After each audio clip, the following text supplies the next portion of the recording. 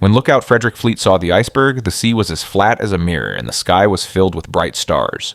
In great panic, he rang the ship's bell 3 times and called the bridge, shouting, "There's an iceberg right ahead!" The 6th officer who answered thanked him and hung up. And so began 2 hours and 40 minutes of fear and horror for the 2,224 passengers and crew of the supposedly unsinkable Titanic. On April 14, 1912, when the warning came, the giant ship immediately turned its helm to port, but it was already too late. About 37 seconds after the iceberg was sighted, the Titanic scraped its starboard side along the ice. In fact, this iceberg had been waiting for the Titanic for a very long time. Its life began back when Tutankhamun ruled Egypt, having broken off from the western coast of Greenland. "I realized it was an iceberg," one witness said. "It was so huge it seemed to cover the sky, rising like a giant among the others, even taller than the ship's bridge. For a few seconds I stared in disbelief. I felt like I could reach out and touch it. Then it vanished into the darkness. Captain Edward Smith understood that the great ship had been wounded, but he did not panic. After all, the Titanic couldn't sink. 4 days earlier, when the ship proudly set sail from Southampton for its maiden voyage to New York, everyone had repeated the same thing. The Titanic is unsinkable. But why did it sink? It was the pride of the White Star Line, weighing 46,328 gross tons and stretching 269 meters in length. When completed in 1912, it was the largest passenger ship in the world. The plans were drawn in 1907 and construction began on March 31st, 1909. More than 11,000 workers spent 3 years building this giant, and the result was a ship of luxury and elegance that outshone all its rivals. Its name, Titanic, came from the Titans, the powerful gods of Greek mythology.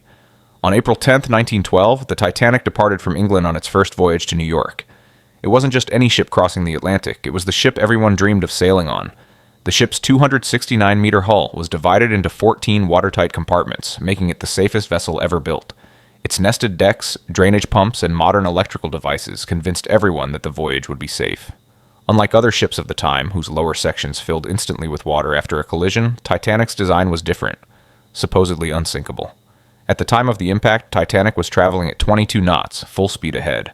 Although several wireless messages had warned of icebergs in the area, the danger was underestimated. At 9:40 p.m., the Masaba sent the last iceberg warning, but due to communication errors, it never reached the captain's bridge. Had Captain Smith seen it, 1,513 lives might have been saved. An hour earlier, he had discussed the iceberg threat with the watch officer and told the lookouts to stay alert, but he hadn't slowed down. Among the many questions raised later, one stood out. Why did the Titanic, with a capacity of 3,547 people, carry only 20 lifeboats, enough for 1,178? There was room for 48 lifeboats, and the ship's designer had even proposed such a plan, but it was rejected because it would spoil the ship's appearance. Aesthetics mattered more than safety. In fact, of the ship's 4 funnels, only 3 were functional. The 4th was added purely for decoration. That obsession with beauty would cost many innocent lives. Still, the disaster could have been avoided or at least less deadly. The biggest unanswered question concerns the SS Californian, which had already warned the Titanic about icebergs earlier that evening.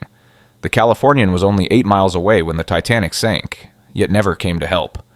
The Californian's wireless operator had tried to warn the Titanic about the ice field, but Titanic's radio operator, exhausted from sending hundreds of passenger messages, snapped back, "Shut up, I'm busy." Offended, the Californian's operator turned off his radio and went to bed. At 11:30 p.m., just 10 minutes before the Titanic hit the iceberg. Because of this, the Californian never received Titanic's distress calls. Experts believe that if the Californian had responded, nearly everyone on the Titanic could have been saved. The Californian's crew had even seen Titanic's lights in the distance, but failed to understand the danger. They tried using signal lamps several times, but the Titanic did not respond and continued into the ice field. When the Titanic began to list slightly after the collision, most passengers were more curious than afraid. Many came up to the decks to see what had happened, confident that the ship couldn't sink. Although the collision occurred around 11:40 p.m., the order to uncover the lifeboats wasn't given until 5 minutes past midnight. As crewmen prepared the boats, the ship's orchestra began playing cheerful music. Soon distress rockets were fired into